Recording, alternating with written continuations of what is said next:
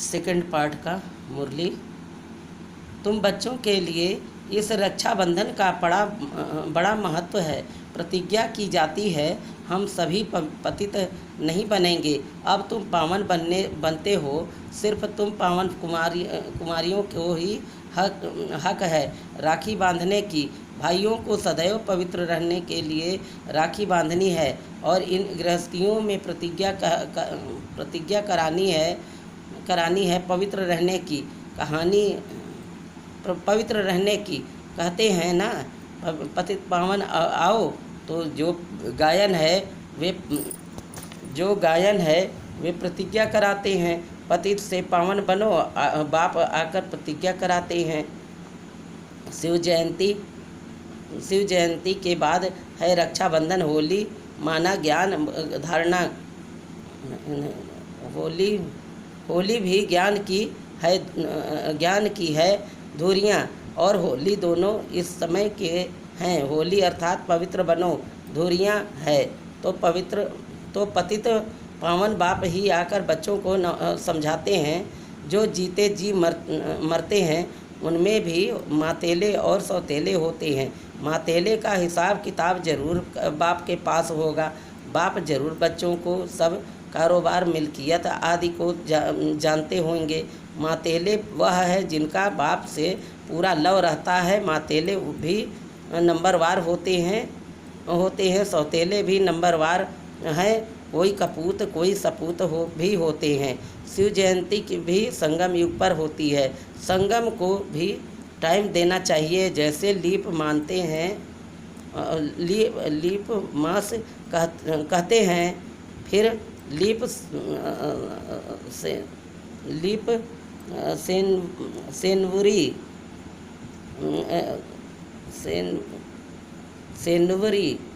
सेनवरी 100 वर्ष की यह बहुत ऊंची है। लीप सदी 20वीं सदी कहते हैं न। इनमें भी यह सदी जिसमें बाप का आते हैं, इनको संगम सेंदुरी कहते हैं। उथल पुथल होने में टाइम लगता है। दीपमाला भी यहाँ की है। तुम बच्चे जानते हो, शिव जयंती के बाद फिर है पवित्रता की बात। शुरू से लेकर पवित्रता पर झगड़ा चला आया है। पवित्रता के साथ ज्ञान और योग की होली धुरियाँ साथ है। बाप की याद भी अच्छी रीति चाहिए। ज्ञान का धुरियाँ भी चलता रहता है। ज्ञान बरसात तुम पर होती ही रहेगी। पवित्रता पर ही झगड़ा चलता है। सब कहते हैं कि यह कौन आया है जो कहते हैं घर गृहस्थ में रहते पवित्र बनकर दिखाओ। सन्यासी तो खुद घर बार छोड़ जाते हैं। गोविंद राजा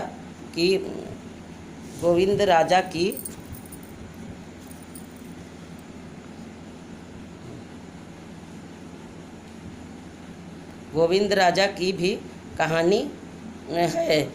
उनसे पूछा गया, तुमने राज्य भाग्य क्यों छोड़ा? बोले, प्रभु मिलने के लिए छोड़ा है। इस पर गीत भी अच्छे गाते हैं।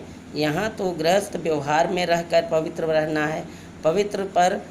पवित्रता पर ही सारी खिटपिट होती है। अब रक्षाबंधन पवित्र बनाने का यादगार पर्व यहाँ देखो। छोटे छोटे बच्चों को भी साक्षात्कार होते हैं। अब छोटे बच्चे ने क्या भक्ति की, बाबा ने झट सबको साक्षात्कार करा दिया। तो समझते थे जादू है। इसको कहा जाता है शिव बाबा के चरित्र बैठे बैठे गुम हो जाते थे। अब यह भी ड्रामा ही कहेंगे। एक दो को देखा और ध्यान में चले गए।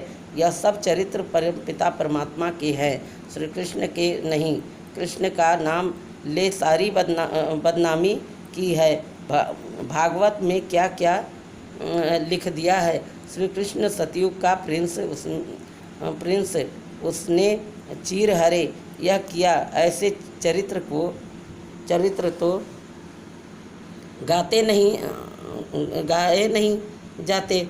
दुनिया वाले समझते हैं बरोबर कृष्ण ने यह सब किया होगा। फिर कहते हैं फिर कृष्ण के शरीर में आत्मा आई होगी जिसने ज्ञान सुनाया होगा, परंतु ऐसे तो नहीं हो सकता। वह तो प्रिंस नामी ग्रामी था। फिर रथ दिखाते हैं, रथ में कृष्ण दिखाते हैं, घोड़े गाड़ी पर बैठे पाठशाला चलाई जाती है। क्या यह है राजयोग की पाठशाला? कहाँ उन्होंने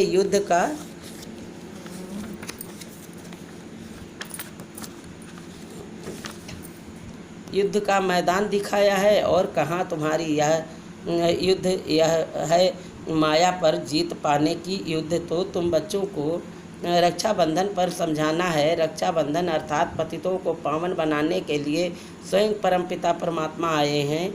तुम ब्रह्मा कुमारियाँ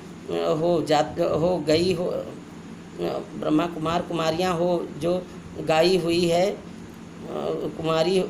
कुमारी वह जो 21 जन्म का कुल का उद्धार करे। संगम की ही बात है। फिर यह उत्सव सतयुग आदि में नहीं चलता। राखी बंधन के बाद फिर है कृष्ण जयंती, क्योंकि सतयुग में पहला नंबर जन्म है श्री कृष्ण का। उनकी भी राजधानी है। वह इस समय प्रतिज्ञा करते हैं श्री कृष्ण के कुल में जाने के लिए। यह राजयोग है। तुम नर से नारायण बनते हो। लक्ष्मी नारायण की प्रतिज्ञा कहानी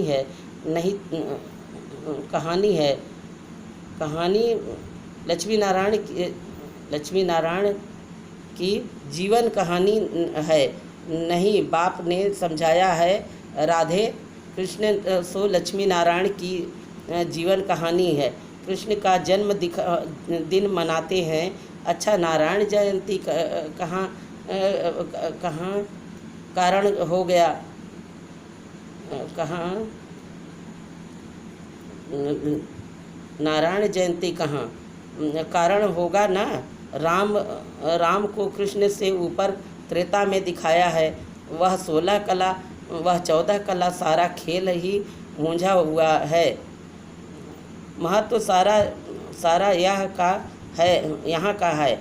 ऐसा भी मत समझो कि दीपमाला कोई सतयुग से शुरू होती है। सतयुग में तो है ही पवित्र दुनिया। सभी की आत्माएं जगी हुई है। उत्सव सब इस समय के है।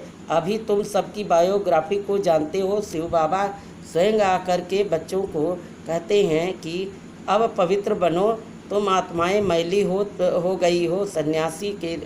सन्यासी तो कहते हैं आत्मा निर्लेप है, इसलिए बहुत लोग कह देते हैं अंडा मछली आदि खाने में कोई हर्जा नहीं है। सबकी अपनी अपनी रस्म रिवाज है ना। आगे काली पर मनुष्यों की बलि चढ़ाते थे। शिव को तो काला नहीं कहेंगे, ना शंकर को कहेंगे। हाँ, ब्रह्मा और विष्णु के दो रूप गोरे से काले बनते हैं। यह सब बाप बैठ समझाते हैं। अच्छा, मीठे मीठे सिकेल दे बच्चों प्रति माता पिता बाप दादा का याद प्यार और गुड मॉर्निंग। रूहानी बाप की रूहानी बच्चों को नमस्ते। धारणा के लिए मुख्य सार। पहले पॉइंट, बाप ने पूरा लौर रखा। मातेला बनना, अपना पूरा समाचार देना। बाप को अपना पूरा समाचार बाप को देना है। कभी भी कपूत नहीं बनना है। दूसरे पॉइंट, रक्षाबंधन का यथार्थ रहस्य बुद्धि में रख पवित्र जरूर बनना है। माया से कभी हार नहीं खानी है। पवित्रता के बल से स्वराज लेने की प्रतिज्ञा करनी है। वरदान, सदा मिलन के झूले में झूलने वाले तत्व के वरदानी बाप समान भव। जैसे बाप दादा आप मालिकों को आज्ञा को मानकर मिलन मनाने के लिए आते हैं। जी हाजिर का पाठ पढ़कर हाजिर हो जाते हैं। ऐसे ही तत्व अमृत वेले से लेकर दिन के समाप्ति तक धर्म और कर्म में बाप समान बनो तो सदा मिलन के झूले में झूलते रहेंगे। इस मिलन के झूले में रहने से